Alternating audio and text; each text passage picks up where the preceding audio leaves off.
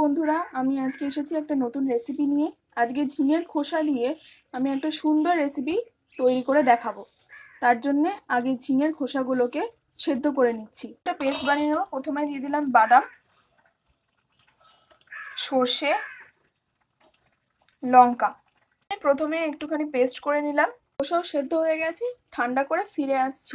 ঝিঙের খোসাগুলো পেস্ট করে নিচ্ছি। সুন্দর একটা ফাইন পেস্ট হয়েছে। আমি তেলটা গরম করে নিয়েছি। এবারে ফোড়নে দিচ্ছি সর্ষে। বন্ধুরা, এটা সর্ষে না, কালো জিরে, পেঁয়াজ, রসুন। রসুনটা একটুখানি ভাজা ভাজা হয়ে গেলে আমি এর মধ্যে পেস্টটা দিয়ে দেবো।